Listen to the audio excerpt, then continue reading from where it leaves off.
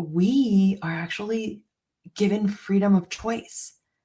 We are given the ability to manifest whatever we want. However, most of us take for granted that standard piece of equipment that we are given at birth: our brain, our mind, our essence.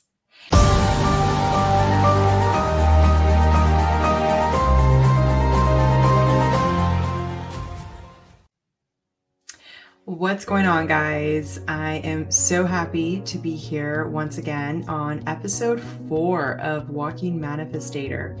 And I appreciate every single one of you that is following the journey, first of all. And as you know, in this podcast, we are committed to essentially bringing awareness to our inner thoughts. We are walking manifestators, whether we realize it or not, whether we are doing it intentionally or subconsciously. We are constantly manifesting.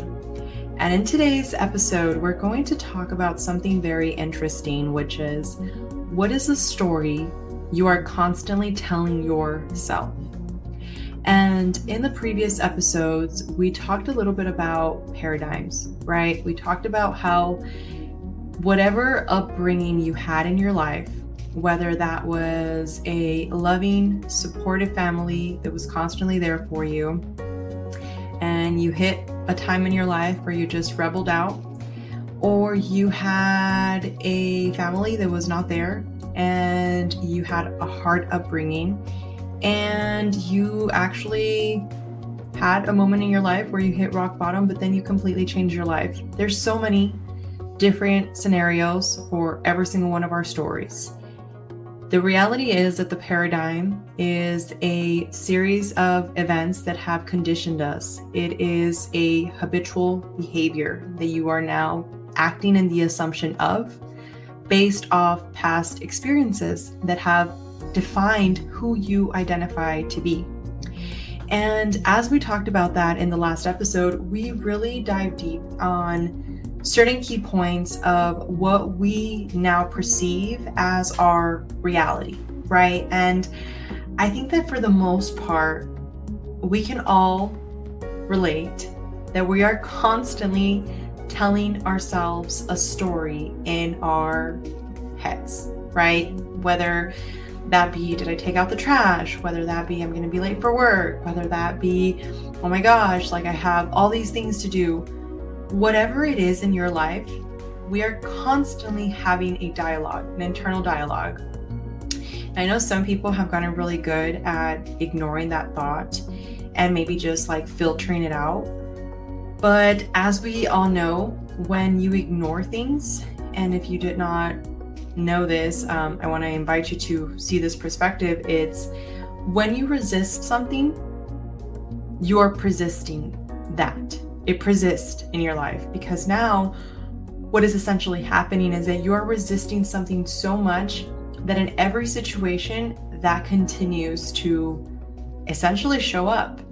And the reason why I find in my journey of not only spiritual healing, but mental healing has really been impacted by the story that I believed, right? Because when you have had limiting, and I'm, saying limiting quote unquote now because I don't see them as limiting anymore, but at once upon a time I did, and I saw limiting beliefs such as I didn't have a mom, I didn't have a dad in my life. I was raised with my grandparents that were barely making ends meet. I was living literally at one point in time in like a storage that was like part of like a house. It wasn't really like an actual like house that we were living in. Whenever it would rain, water would come in.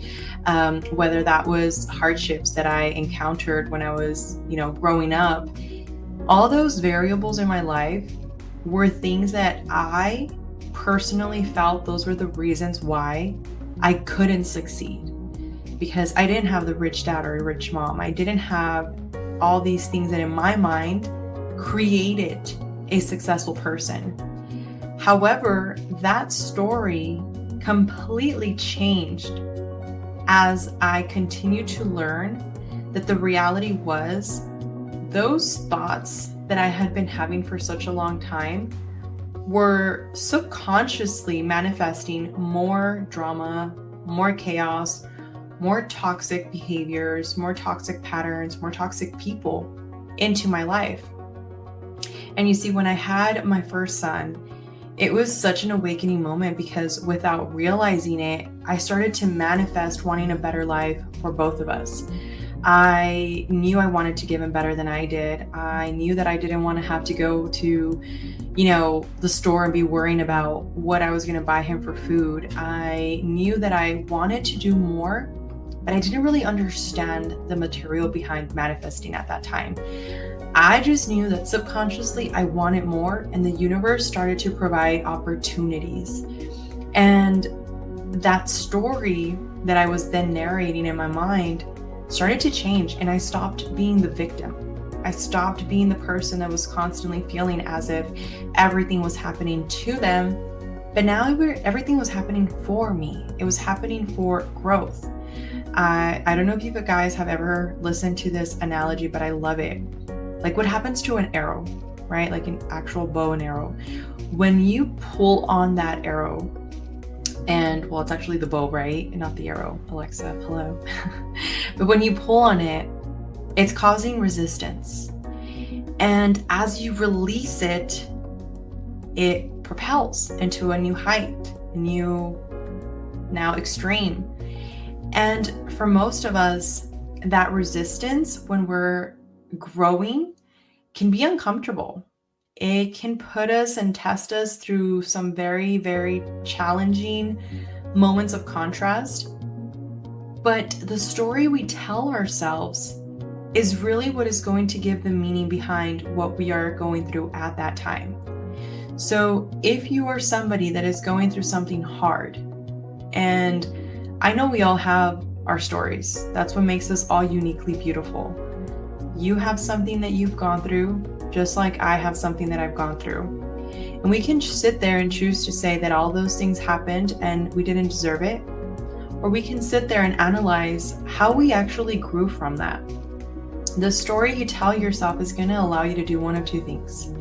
Either you're going to be like I was, and you're going to think, well, this is why I can't succeed. This is why all the odds are against me. This is why this just won't happen for me. Or you can choose to adopt a new reality and change the story and change yourself from the victim to now being the protagonist in that story and saying, you know what? Those things happened, but what did I learn from it? Whether that was the worst situations you've encountered, I promise you, if you really look deep down and you allow the ego to really not be something you're focusing on, because our ego is very good at making stories around what it wants you to focus on. Well, no, like, how can you forgive your parents if they abandon you? Like, no, well, they shouldn't have done that to you. Well, no, like, they were wrong. The ego is there to essentially just protect you. It's like this little, like, beast that we've been feeding, right? And the more that we continue to tell the stories in our mind that are feeding this little beast, it's getting bigger and bigger and bigger. Now, when you change that and you say, you know what? Yeah, I went through that. However, I went through this and it actually brought me this awareness. I went through this encounter and it allowed me to see things in a completely different perspective.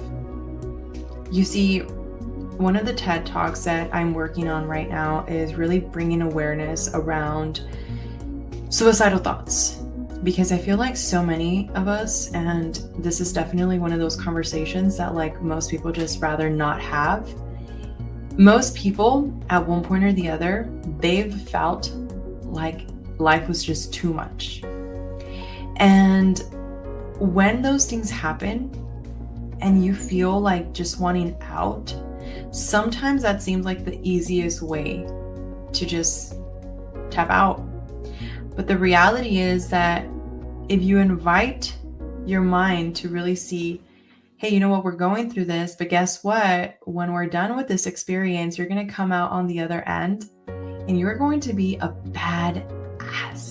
because of it. You're going to be somebody that just overall has so much resilience. You're going to be somebody that can now speak from knowledge, from experience, to somebody that might need your help. You see, I'm part of this committee, and we essentially either it's volunteer work or it's actually giving back to the community through nonprofit, or whether it's situations where we've gone and donated funds.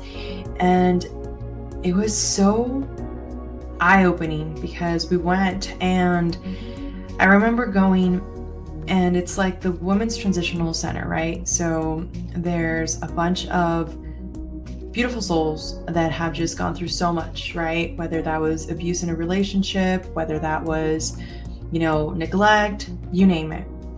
And as we were there, I remember being in that center and having an eye-opening experience, because I remember seeing these women there with their kids just, completely lost, completely just, trying to move forward as best as they could. And I remember seeing myself in those little kids. I remember my grandmother, because, fines were always tight, she actually would take me to this place where it was for free because of the government and stuff. And she would qualify based off her income, and she would take me there, and they would give us food. And a bunch of us were just overall just trying to survive, right? That's the best I can explain it as.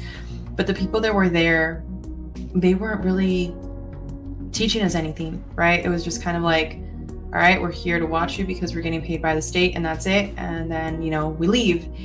And I remember seeing these people, and it reminded me of why it is that I'm doing this, why it is that I want to inspire more people, that you can truly change no matter what you've gone through.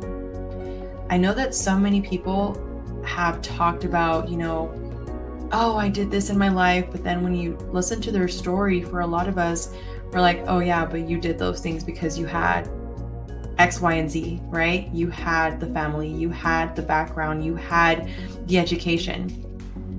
And for some of us, when we didn't grow up with that, that becomes our belief system. And we believe that story that we're constantly telling ourselves. And in that moment, when I was looking at them, I had this profound call within me that just told me this is what you're going to be doing. Your mission at one point in time is going to be to go and do nonprofit work, to actually share this message that you can change your life by becoming aware of your thoughts and starting to embody who it is that you picture to be. Not what you are right now, not what you perceive to be, but who is it in your mind that you want to be. Because think about it, so many of us, when we were younger, we would dream about things, right? We had situations where we just, wanted to be a lawyer. We wanted to be an astronaut. We wanted to be a rock star, whatever it is that you thought about when you wanted to be younger, when you were younger. And it's interesting because if you really study, what was the tipping point? What was that moment in your life that changed what you believed in? I promise you, it was something that somebody told you and made you feel. Somebody that told you you weren't good enough, somebody that told you you weren't worthy, somebody that told you you couldn't do it. For me, I had a teacher when I was in 3rd grade. I told her I wanted to be an attorney, and she looked at me and she was like, well, you see, that's a pretty hard career. I don't think that you want to go down that path, essentially, and maybe you should look for something easier. And now I know that, bless her heart, in her mind, that was what she really thought, especially teaching kids in schools that are not really a wealthy school, right? That's what she realized. That's what she probably realized that we were going to be good enough for. And internally, it did something for me, right? It kind of crushed me and made me feel well, maybe I just can do this thing, right? Now, I can truthfully say I'm blessed to make what more attorneys make, at least here in my state in Texas where I'm at. A lot of them are in, the low 6 figures, and, some of them, of course, as you get higher up there, definitely that can change. But I've been blessed to have an opportunity to grow a business that I'm actually proud of and that I'm in love with, and not be miserable when I go to work. right? And for me, my real estate was like one of my like stepping stones into just becoming that higher version of me. And as I'm launching these like coaching programs that I'm doing, I'm like, oh my gosh, like all of those lessons really helped me envision what it is that I wanted to be. Without realizing it, without knowing what was happening, all those lessons were teaching me something. And I want to remind you, accept responsibility for your life. Know that it is you who will get you to where you want to go, no one else. Les Brown says that. And another very inspiring quote is by Neil Donald Walsh, and he talks about, thank you for showing me this problem is already solved. Him and Russell Harper talk about it. They essentially are sharing that whenever you think about something in your life, whenever you think about, well, this is something in my life that is bad, you're giving it meaning. There's no like real good or bad thing in the eyes of the universe, in the eyes of God, if you think about it and humor me for a second. Things are just happening, right? Like that's just the universe. It's constantly going, it's constantly moving forward, it's constantly allowing us to learn. We are the only species that does not have a instinct when they are born. You know, a lion knows that they need to go out and hunt, right? A dog knows that they have to start walking, right? They get their milk from their mom. Like they have an instinct within them. And we are actually given freedom of choice. We are given the ability to manifest whatever we want. However, most of us take for granted that standard piece of equipment that we are given at birth: our brain, our mind, our essence. And we give meaning to things that happen in life by experiences that we've encountered in the past, right? We think, well, everybody leaves. Therefore, when you get into a new relationship, automatically you're assuming you're going to leave as well because everybody leaves. What are you attracting into your life at that point? Why is it that you're still stuck on what maybe your parents did to you when you were younger? Whether that was neglect, whether that was abuse, whether that was abandonment. What good is that doing to you? Think about that. But the story you're constantly narrating in your mind is constantly triggering that, and your mind literally is feeding the subconscious something that it does not know if it is actually happening or if it's just a story. Therefore, you're going through all of those emotions all over again. You're constantly being triggered. And that's the worst part, because you're reliving that. You're putting your body, you're putting your peace, your energy all through that moment all over again. And that is why whatever is happening in your life, we are choosing what meaning we give it. Have you ever wondered why certain people keep attracting the same personalities? Like they were in a relationship where the person treated them very badly, and then they get in another relationship and they end up in the same situation, and then another one. I know all about that, okay, by the way, because I hadn't worked on myself. I was in situations where I was attracting more of what I still was at that time. And then when things wouldn't work out, it was like, yeah, well, everybody leaves. You need to take time to really dissect what it is that your truest and highest version looks like and work on yourself. A lot of people are scared to be alone. They rather be in a miserable, unhappy relationship, marriage, friendship than be alone. And actually, being alone is one of your superpowers. If you can learn how to truly love yourself, understand who you really are to the core, then you're going to attract more of that beautiful tribe. Because we are humans that love, and whether you want to say, no, I don't like to hang out with people, we all need somebody. That is the reality. Like, it's been scientifically proven, and you can sit here and fight me on that all day. You already know I'm a lover. I'm not a fighter, so I'm not going to argue back. But it's been proven. It really has been proven. And I used to tell myself that I didn't like people. Like, oh, I don't want to talk to people. But that wasn't true. I didn't like certain types of people because they brought something out of me that I didn't like. They made me realize things about me that I didn't like. And they say the truth hurts, right? It doesn't have to hurt if you choose how you react to it, if you choose to embody it and learn from it. But for most of us, we get triggered by it, right? We feel as if, okay, well, why is this person saying this to me? Why is this person saying, these things that deep down inside, are actually truth? If somebody tells you, oh, it's because you don't work as hard as you could be working, and that triggers you, why? If it's not true, it wouldn't trigger you, right? So a lot of the times we get upset about mirrors that are literally there to teach us something about that situation that could actually help us be better. But instead of doing that, we put ourselves in a situation where we think, well, they're wrong, I'm right, and that is what it is. And then no growth happens because that story that you're constantly telling yourself isn't allowing for you to grow. What if you change the context? I watched this seminar from, oh God, I'm going blank right now. Tony Robbins, there you go. I was like, how can I forget one of my idols?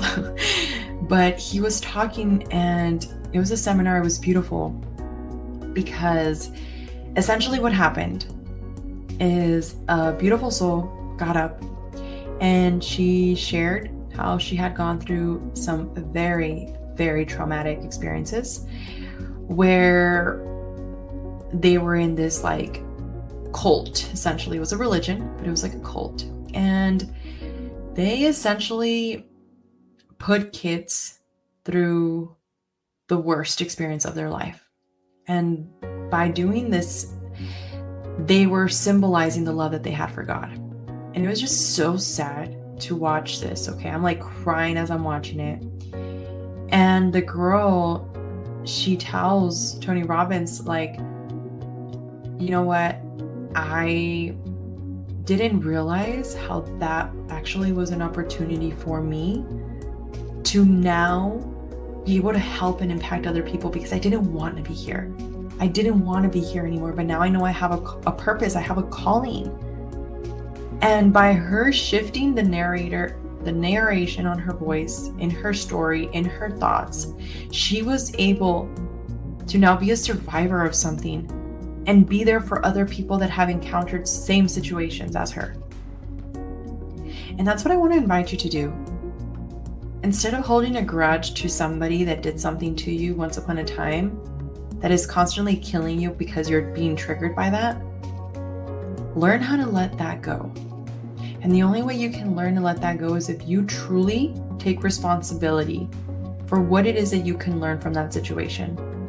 And once again, maybe this is gonna, trigger some of you when it comes to like, how do you want me to forgive somebody that did something to me? And trust me, I know the feeling. I felt that way for a long time because I was like, how do you expect me to forgive somebody that did these things to me? How can you expect me to forgive somebody that hurt me at such degree? But you see, that's not a reflection on you, that's a reflection on them. And at the end of the day, what you do have the power to control is you. How you respond, how you react. And by you becoming aware of this is literally going to change your life forever. Because you will no longer say to yourself, well, I want to be happy. However, it's only going to be if I have more money. I want to be happy, but I will do that when I have a partner. I want to be happy, but I'm not going to do that until I get the job that I want. No, choose to be happy now. Choose to be at peace now. Choose to place your energy in the right place and invest in yourself. Grow. Love yourself. I couldn't say that for a long time. I couldn't say that I actually loved myself. And right now, you ask me, I love myself. I was listening to this video that came out, and the girl was like, honey, if you're gonna try and date me, you're competing with me, not with a man, not with a woman, with me, because I love myself. And it was so beautiful, because it's true. If you love yourself, you know your worth, you know your standards. But when you don't appreciate yourself, when you don't love yourself, when you don't care for yourself, you let others treat you in a way that you do not deserve. And by you changing the story in your mind, by you changing those internal thoughts, that internal dialogue, you can truly shift your reality into something beyond imaginable. So with that being said, I want to appreciate every moment that you are spending listening to these podcasts. I speak from the soul when I share these messages. I don't have any notes. I don't have anything, unless it's like a quote that I want to read to you guys, and I'll write it down. But it's everything coming from the soul. And I appreciate all the support. And please, if there's anything in particular that you guys want to talk about, send us an email. We have the email listed on our description. We would love to make this a community, and unity is in capitals, okay? So it's all about your tribe. And when you find your tribe, my gosh, it's a beautiful feeling. Trust me, it really is. So with that, I am sending you much love, many blessings, and I will talk to you on the next one.